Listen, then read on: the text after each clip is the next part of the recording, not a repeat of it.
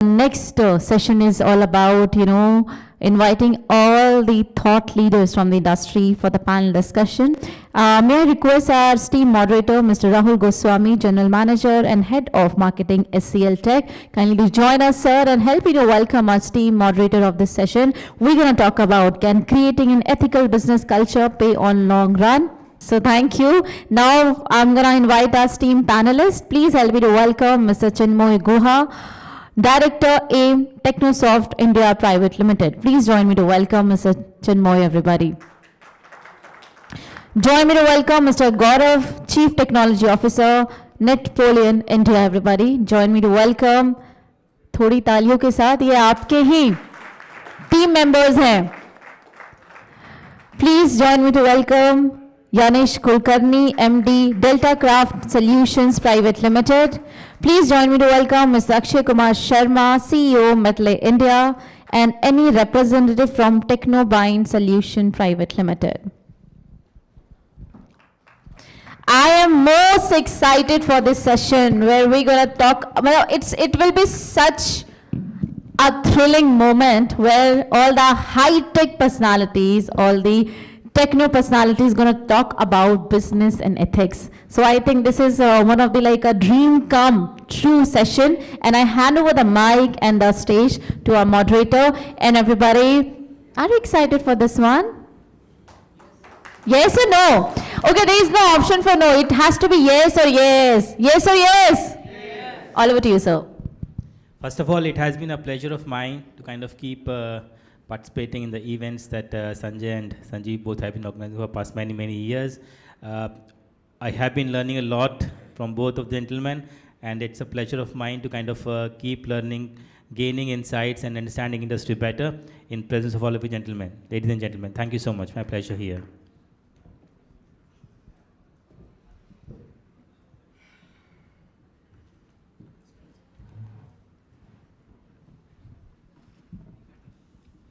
Right, so the topic of this panel session for which we have all gathered here is all about ethics. And I think the host of our event, Ishita, also kind of gave a preamble to all of you that whether it is important to have ethics in the organizations or not. And I believe everybody of you raised hands. So with this preamble, I would like to welcome our esteemed panelists here who will be expressing their viewpoints, their thoughts, their beliefs on what it takes to build ethics in the right business environments and the right corporate environments. So I would like to welcome Chinmoy Guha from AIM Technosoft. We have Gaurav Ranade from Netpoleon. We have Dnyanesh Kulkarni from Deltakraft. We have Akshay Kumar Sharma from Medley. And we have finally Harikrishna Prabhu from Technobind Solutions. So gentlemen, all of you highly welcome. Before we take a deep dive into what all it takes to build an organization of ethics, the first question that actually would definitely run in everybody's mind is a statement: corporate governance versus corporate profits. How to play a balancing act for a sustainable economic growth, right? So I would like to start with you, Akshay.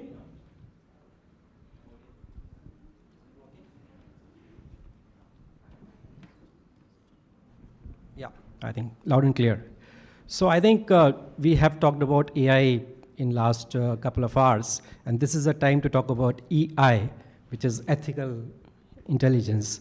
And let me start today's discussion from a small anecdote from the life of Gautam Buddha. So somebody asked Gautam Buddha one day that, tell me, what have you gained from meditation? What have you gained from meditation? He replied, probably nothing. But let me tell you, he replied, let me tell you what I've lost from meditation. He said, I have lost anxiety. I've lost fear. I've lost depression.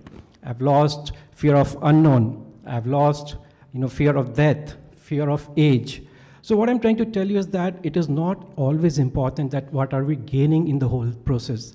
If we are reducing the pilferages in a business, that also adds value to the whole ecosystem.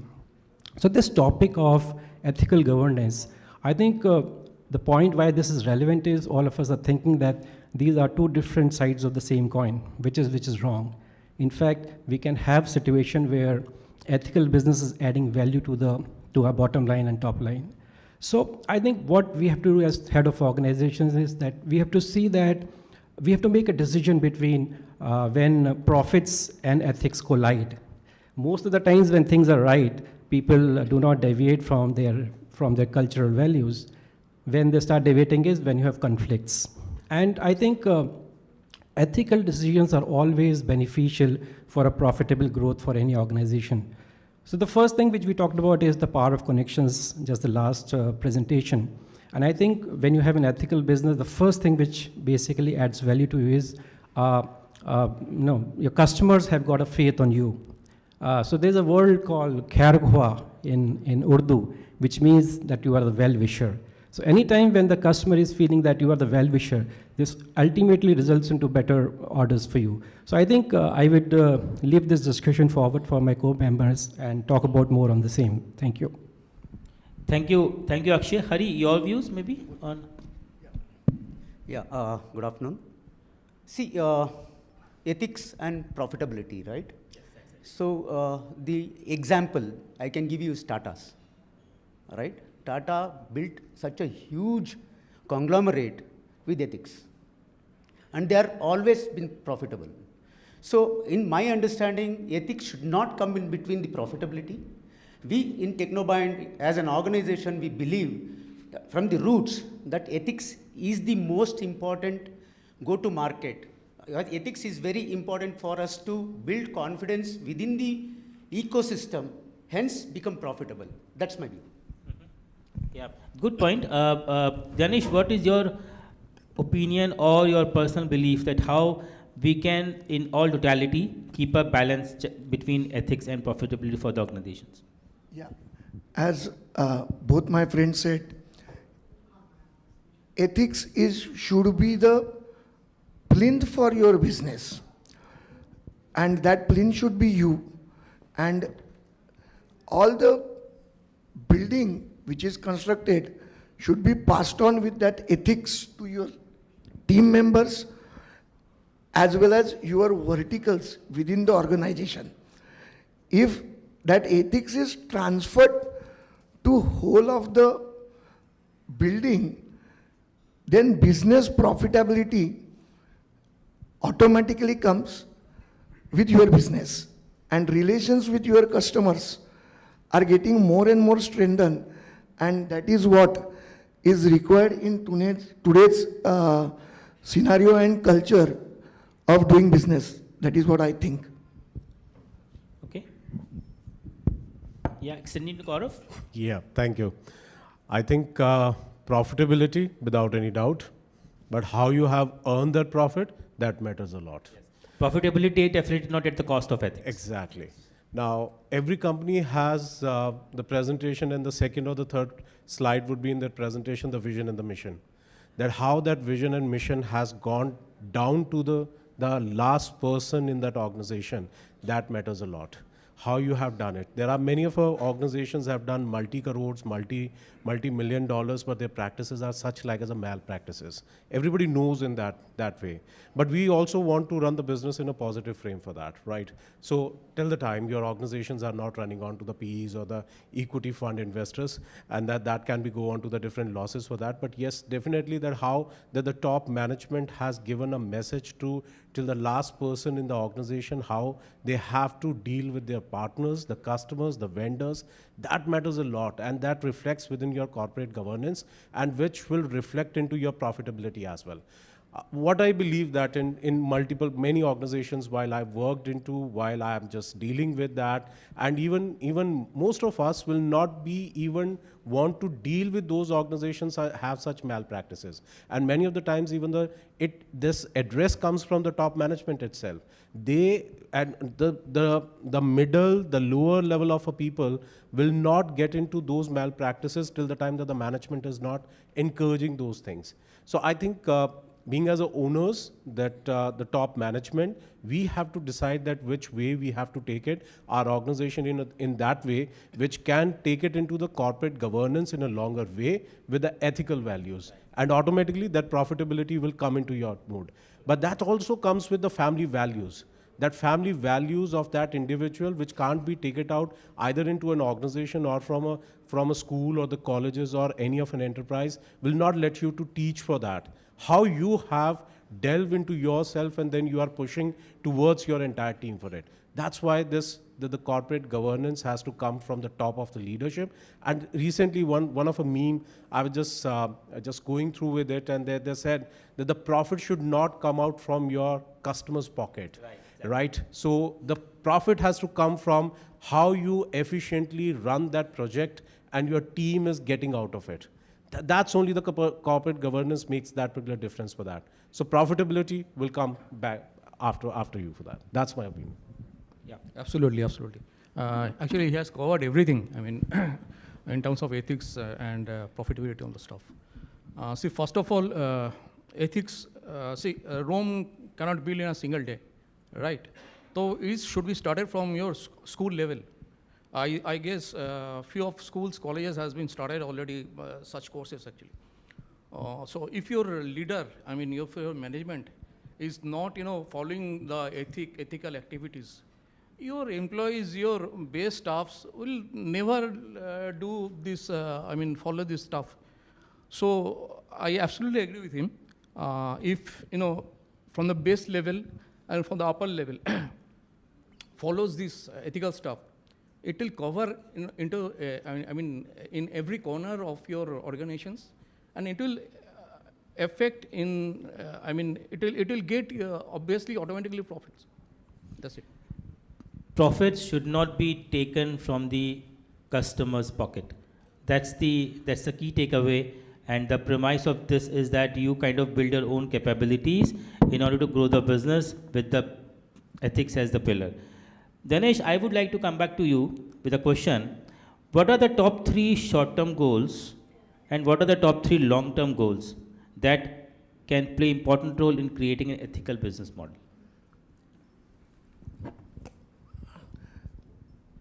I might be wrong, but short-term goals is learning the fast-changing technologies. Should be the first agenda for any organization. Because if you look at technologies today, previously, now being into the business for 35 years, the technology changes were 1 year, 2 year, that much period they were having. But now, every month, the new products been launched which helps the customer to gain their business expansions and their business growth very fast. And if those technologies are not learned as a short-term goals, because you cannot keep a long period to learn these technologies which are changing every month. So short-term goals are that. And long-term goals are not only reaching out customers with these new technologies, but understanding to them that how their business will get benefited, whether then it takes 6 months or it takes 1 year, but those discussion has to be done with the customers, and those products has to be shown in the customers, making them understand their ROI and their ease of workability, not only day to day, but as per their verticals. Our friend from Reddington, Mr. Puneet Chadda, had said a very beautiful statement that every organization must have their own unique positioning statement, right? Now, positioning statement can be either be seen in a positive light, can be seen either in a negative light. Now, in order to be seen in a positive light, you must have a very strong ethical business model. Hari, I would like to come back to you. Now, Dnyanesh just mentioned that short-term goals versus long-term goals. Now, if we kind of match these two kind of aspirations, which is having a strong brand identity, brand positioning for a long-term view, how you can marry this in your right short-term ethical goals? Okay, let me tell you, ethics doesn't mean malpractices, avoiding malpractices, right? Ethics is nothing but, it covers everything, all layers of the business. Ethics comes from employees, it is work ethics.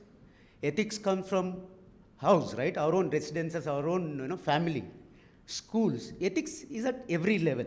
What we learn or what we teach in the value system is what gets, sort of practiced by everybody, whether it is in the professional journey or in the personal journey. So as an organization, we believe as Technobind, like we are the pioneers, we call ourselves as some sort of pioneers in like what DK said, right? Talking about newer technologies, talking about a problem-solving technology, talking about a sort of use case approach. We are talking about all these, the practicing these technologies, what we are talking about to the customer, everything needs to be learned from the basics. So ethics is learning. How effectively can I learn? How effectively can I practice? How effectively can I execute? So for me, learning ethics is from basics, from the school, and goes on till the professional career. I think fantastic statement. Ethics is learning, and how you can practice the ethical ways of learning in day-to-day operations is what will define the brand identity of your organization. Akshay, I would like to come back to you with a question. And we all have been very much aware of our history. And when I say history, the kind of infamous sagas that we have seen, whether it is Satyam or Yes Bank or Unitech or Punjab National Bank and whatnot. And we all have great amount of learnings to kind of take from those sagas and not to repeat for our own organizations. So Akshay, I have a question for you, that even though these examples, these scenarios, these instances have been few kind of, you see them as plots in the economic growth, but still, what do you think in hindsight, okay, what are those proactive tightened measures that industries must take to safeguard the corporate values and corporate ethics, so that these kind of instances do not get repeated? I think excellent question for this panel. And let me share my views on this. So let me share a real-time anecdote which happened with me a few years back.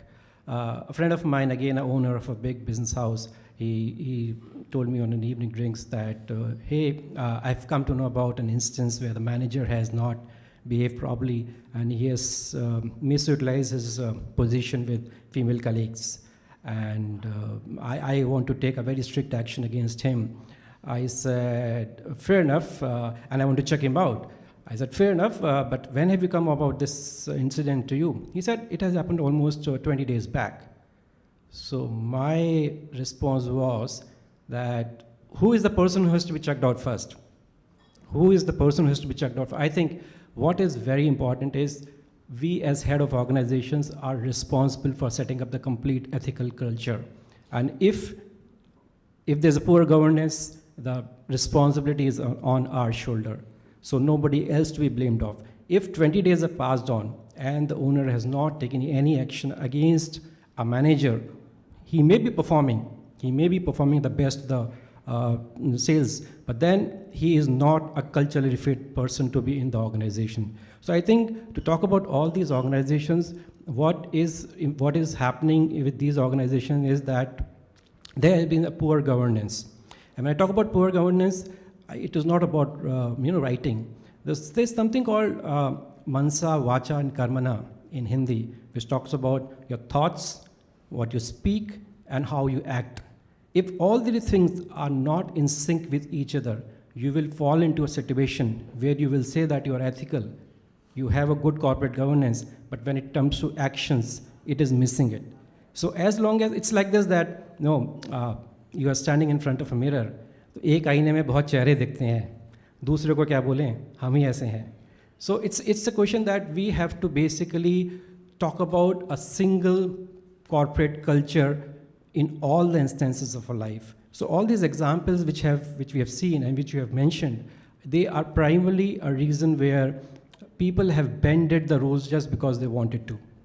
Now, this also depends on the stage of business at which you are. Let's take an example where you have a company which is into struggle mode, right? They have a funnel of 10 cases, out of which 2 orders are something which is basically unethical. Will you do it or not? Let's think about it. Versus there's another organization which has a funnel of 50, 60 hot leads, and out of which 2 cases are one which is unethical. What will you do? I think case B is where he will let it go. So it also depends on the Maslow's hierarchy of need. But most of these big customers whom we have talked about, I think what was really missing is a governance which was not followed right from top to bottom. And how do we do that, right? How do we do that? What is important is we have to basically do a lot of rigorous trainings within our employees. So it has to be taught. It has to be told to them that A, we have trust within the organization. The employees are free to talk about, so there's a very strong feedback mechanism which is there. Employees have to feel that the policies of the organizations are not partial, right? They are not partial, they are equally, and let's take an example of appraisals. How many times we have seen that we follow a structured way of appraisal? It's like this, I like this guy, let's give a 20%. I don't like this guy, let's give a 10%. So I think if the policies are not well laid down, we are not acting on a daily basis, we are going to see ourselves into the situations which you have talked about. Thank you. Thank you so much, Akshay. And I think your actions should speak louder than words is what I think we all would definitely like to agree. Gaurav, maybe I would like to come back to you, and you also kind of are perfectly familiar with what we have seen in our history, whether it is Satyam or whether it is Unitech or whatnot. Many cases, many examples. But in your organization, from your organizational perspective, viewpoint, what are the various traits that you believe are going to shape up the ethical values of an organization? And in your organization, what you guys are doing to make sure that it is completely intact? Right, Rahul. I think very valid question, but I think I'll amalgamate with the second and the third, the previous one and this question together, the short-term and the long-term goals. Every organization have to get success will not get the success till the time that the long-term goals are not there. The short-term goals are just only to achieve the certain milestones, quarter-to-quarter basis, yearly, and then couple of years. How you have to approach that, how you have to take your employees' scalability, their testimonials, their experience, their upgradations, their skills had to be updated on that. And rightly as said that Hari had the whatsoever the culture or the ethics what need to be done, it's a progressive way that how you have to lead that for the employees for your training procedures for not doing that. At times it's known to be a malpractices, but many of the times it's a unethical ways that to do certain practices which management or the organization has not led to do so. Coming back on that the experiences or the history that what we have it into the corporate, that different organizations had been named and then still they are doing on. So far we are not aware of, but that's already in the hindsight. But yes, being as any single organization, we have to make some checksums. We have to make those checklists that whether we are onto the right track or not, whether if till the time that the communication is the one major mode which you have to do it with your employees on a regular basis. It's more like the town halls that the management has to involve with each and every single function that they have to deal with either onto the HR, with the accounts, with the financials, with the sales, with the marketing, that what's happening on the ground itself, and with the competition, with the different vendors, with the other competition scenarios scenarios. It totally depends on to that how you deal with your employees while making those particular checklists, and then whether you are updated from the competition scenario as well or not. That all makes a difference for that. I think earlier it has been mentioned also that while you want to have the better corporate governance, you have to have the proper documentation or any of a set you have to do it. But I believe it's a out of the box ideas. You never know that which idea will work immediately, or which way you have to do it, or might be like as that the egocentric approach will not work at any point in time, and you can destroy your business at all. But it totally depends on to that how you want to take your organization to the next level, but as a persona fied that you have to deal on a case to case basis, and that is what the organization within my organization that's we are trying to practice. Yeah.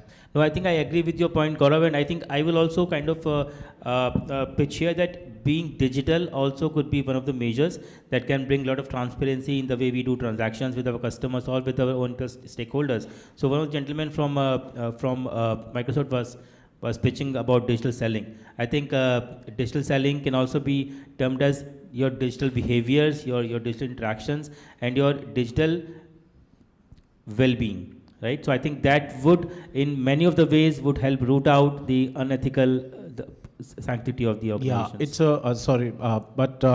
it's I think one of the last couple of communications, what we got to know that even that the big organizations are trying to see your social profiles as well. Yes, exactly. That how you have the people you are following it up, that the way you are tweeting over the X platforms, what is exactly your Facebook, Insta, entire set of stories, who are the followers whom you are following, and that makes like as your rating for the entire as an individual. That's what the checksum and the checklist. Social analytics. Yeah, social analytics. In cybersecurity, we call it as a social engineering.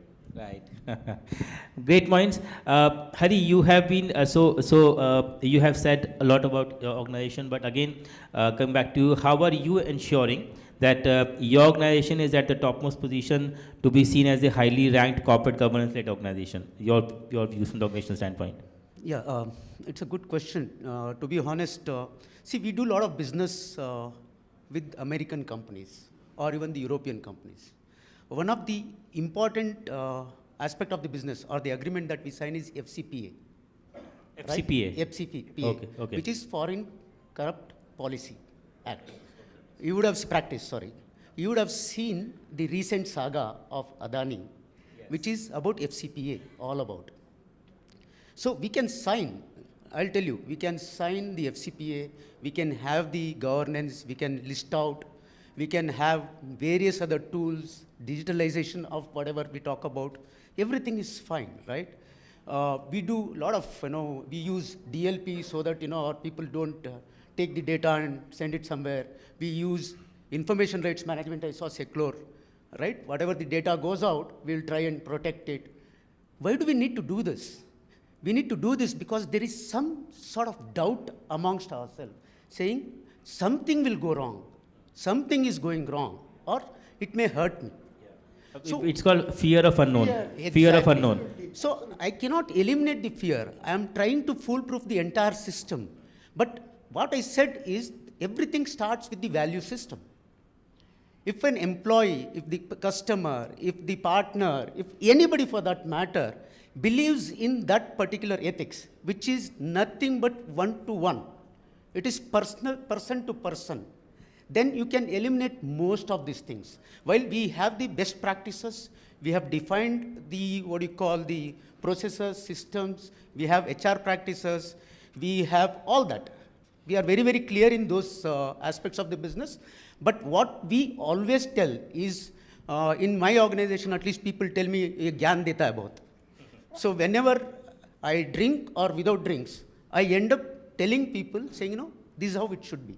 And even at home also, my children tells me, bahut ho gaya types. But if we don't go and keep telling them, and second one, lead it, right? Whatever you talk, walk the talk. Display that you are ethical, you believe in ethics, you believe in, everything, right? Ethical way of selling. Somebody said it should not be profit of your customer, right? You need to go and give the right solution to the customer. It is again ethical selling. Everything comes back to what you practice and what you display. And that's what we as an organization believe in, and we are very, very clear. Like what Akshay said, right? I have 10 opportunities, out of which 2 are somewhere I believe that there is some problem. I think I am in a position today to say, no, we are not touching that. People have come back and said, you are a fool. Business happens that way. You need to go and, fetch that business. You go out and take it. No, thank you very much. Because my brand, whatever we said, right, vision, mission, my brand, my credibility in the market should not be compromised. Right. And we believe in it a lot. Right. So Chinmoy, in your just concluded viewpoint, you mentioned about imparting the right education to school colleges. So I would like to kind of expatiate on the same question. And please share your thoughts. Can the practical mechanisms of corporate governance be taught in school colleges? If yes, then what are those traits of ethical business that the schools, academicians, or at the academy level should be taught? Absolutely, absolutely. School colleges has to start with these programs. I mean, see, it relate with our family values. From our childhood, we follow our parents. If our parents do good job, do good, we follow them. If parents, do bad, we follow them. So likewise, I mean, if school started, colleges started this sort of courses, projects, I think it will help a lot. And the students, when they will come into their profile, job profile, they will follow this. That's what I was talking that time actually. Okay. Yeah, definitely, Chinmoy. Yeah, definitely. Rather than putting my thoughts, I will like to convey. My daughter is postgraduate in psychology, and she's been absorbed by one of the top leading educational groups of Mumbai. And it is not only psychological disorders what she is handling or managing, but what Chinmoy said, they have already started that social reform and ethical thought process of students right from standard second.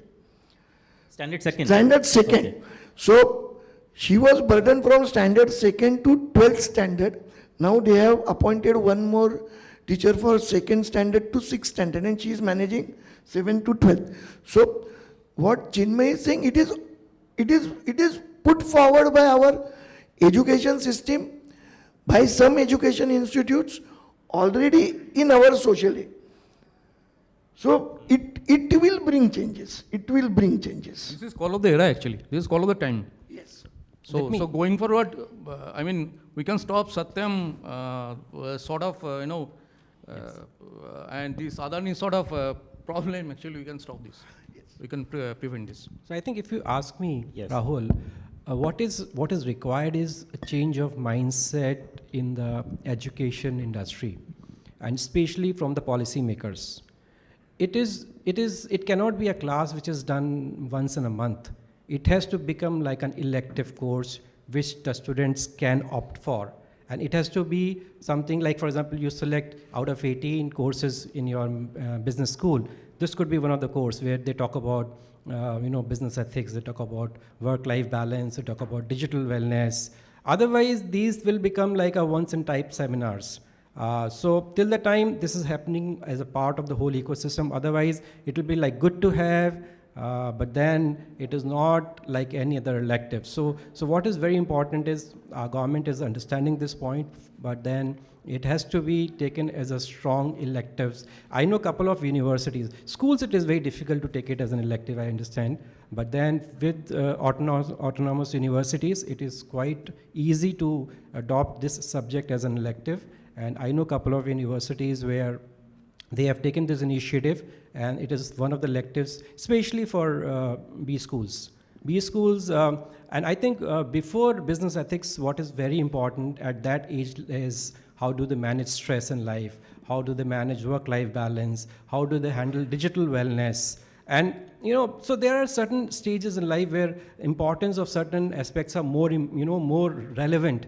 For example, Maslow's hierarchy of need, right? We understand all of these things. So what I'm trying to tell you is that depending on the stage of your career, your life, your business, your priorities change and your values change over a span of time.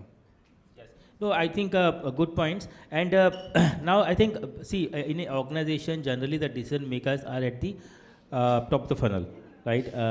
Now, when we talk about junior cadets, when we talk about freshers, when we talk about the workforce who has recently joined organizations, we call them kind of bottom of the pyramid, right? So what are those various measures? What are those various programs, let's say, and what can be the roles of HR organizations or let's say the people management organizations to kind of instill the right values in those workforces which are very fresh, who have not seen the organization? Let's say, Hari, what do you think? So, two things.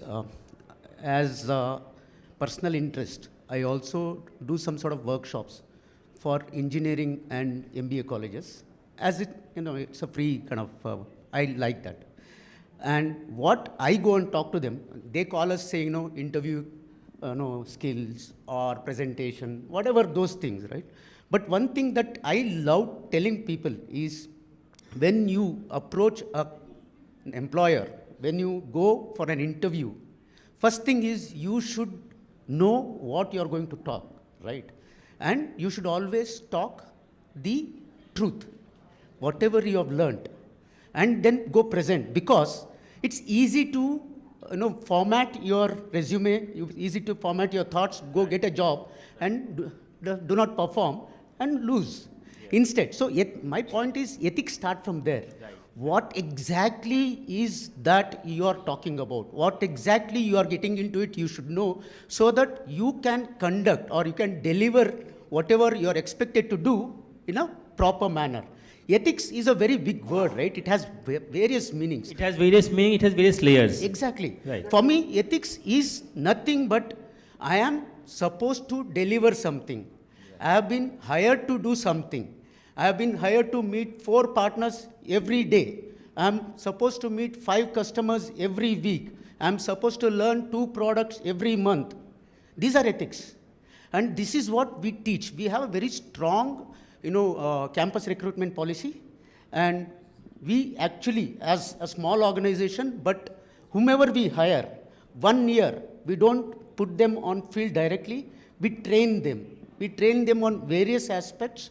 I don't mind investing, out of which 5 people learn and go, doesn't matter. We get them certified, doesn't matter. But if we don't seed the thought, if we don't give them the right direction from the start, yes, you end up losing. At the end of the day, as an organization, if I'm expecting something to come from their side, and if I don't sow the seed, then the end result, the input is equal to output, right? End result will be bad, and it hurts the organization. So we believe in, from the day one, whether it is fresher or somebody laterals who come and join us, we spend a lot of time in terms of not just inducting them by saying, this is our practices, this is our policy, which HR does.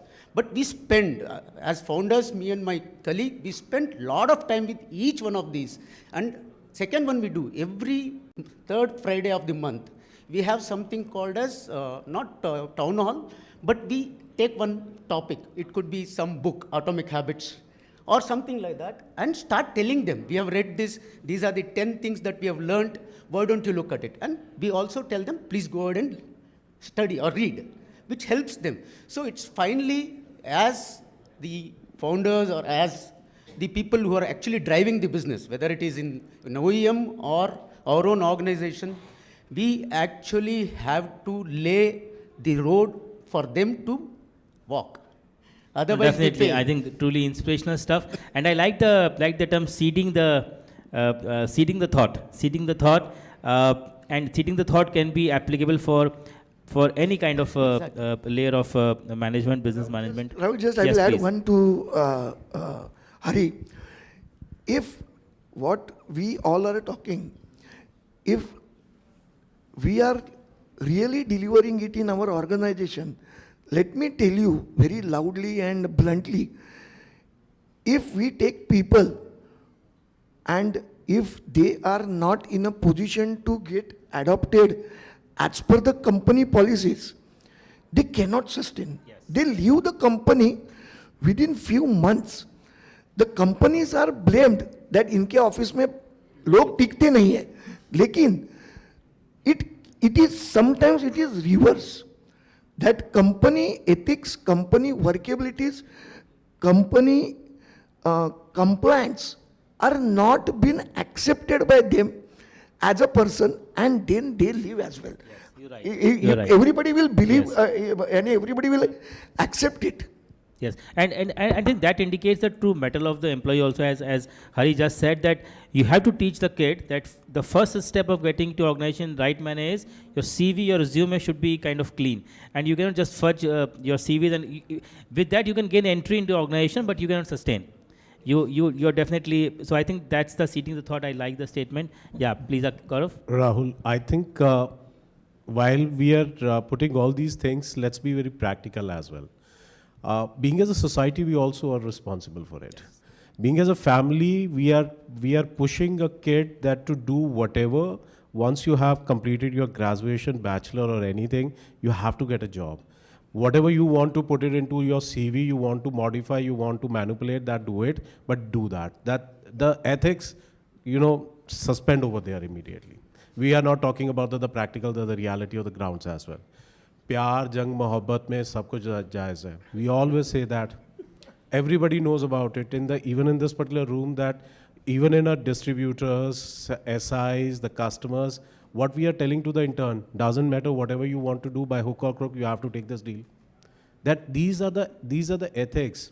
These are the things what we are putting into the minds of the interns and the freshers. But taking into that profitability as well as onto their variables are also dependent on it, and they have to do all these things without looking at that perspective, that whether it is a right or wrong. And sorry for my mythology, that even Mahabharata was not fought onto the ethics or the values, right?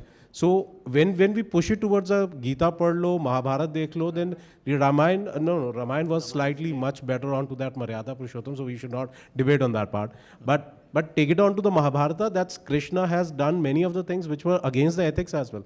So how we, as an individual, have to take that approach, go into the business, go into that organization, how organization deal with that individual, and then put their thoughts into that individual, and then to take that business aside.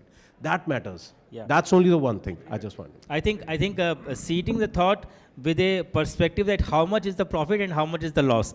I think that can actually help you determine and get self-conscious that what should be my next step, so as to kind of my long-term brand, and it is not. Right. All right. Yeah, please. He gave a wonderful example, Mahabharata and Ramayana. Ravana did not follow any ethics. So Ramayana took place. And Mahabharata was a dharma yuddha. So to keep the dharma alive, everything was allowed. And that is why, दो अवतार में इतना फर्क है. Ram avatar is also one avatar, and Krishna avatar is also one avatar. So that is the difference between it. And Shri Krishna ji also said, कर्म करते जा, फल की अपेक्षा मत कर, आपको अपने आप फल मिलने वाला है. So, and many of our legends have said, charity begins at home. So if we doesn't start from home, it will not, and it is not, home means our family. It starts from family, it is social background, it is our working background, and it is our friendship background. Everywhere. It's your immediate surroundings. Yes. So in every, it is circle of Olympics. So in everywhere you go, you have to follow those things. You cannot be different. But in one, yeah. But Yeah, it's please. yeah. But it's changing now, right? Ethics could be discipline also, right? Kids earlier used to throw something on the road. People spit, people go pee, right? All those are changing at the kids level today. True. If you are doing something, if you throw something, your kid will come and tell you that please don't do it, right? That's because the whatever in the schools are teaching or whatever we are seeing outside. After 60 years, we had to get one prime minister to say Swachh Bharat. True. Right? Yes. Which is a sad part of Yes. the story, right? Because we were not taught about it, right? We used to throw everything. Right. So it is changing and it will change. As again I'm saying, it all starts like what DK said at home. It all starts from the school, basic school education, and it all starts from, if it is the corporate world, basic, the day one, when you induct somebody, from there it starts. See, like what business happens. You need to go get business, and we need to enable our sales guys to go get business because of the variable, because of their target, everything. That's our job. Empower them, enable them, help them get the numbers. Doesn't mean that you have to take the backdoor entry, right? But yeah, sometimes it may happen, but then you may not be able to avoid it also, but ideally, with great consciousness, it's better to walk out of that instead of being sort of, at least for me, yeah, ethics. And tomorrow somebody starts up, and talks to you saying, you did something. Yeah. So you'll not be able to face them. That's I the only think thing. before we kind of continue, maybe I would like to kind of throw the dice to our audience. Any questions from the audience on how they would like to refine or kind of redefine the term ethics in a corporate environment? Any questions from audience for the panelists, or any viewpoint come from audience? Was it too heavy, eh? All right, In so the afternoon coffee is required. Oh, Single line, I would say, when it comes to the ethics, for me, it's I would say it's a practice, and it's a journey, not a milestone. I think, yeah, that's true. So it's like this that, I was reading a autobiography of a tennis player who's a husband of Steffi Graf. Any guesses? Andre Agassi? Andre Agassi, right. And Andre, and I was having a candid discussion with him some years back when he was in India. And I'm a big time tennis player. I play tennis competitively.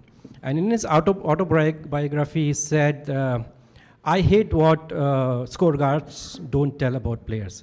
I hate what scorecards don't tell you about players, especially about the losing player. What is going on in his mind? Why is he losing?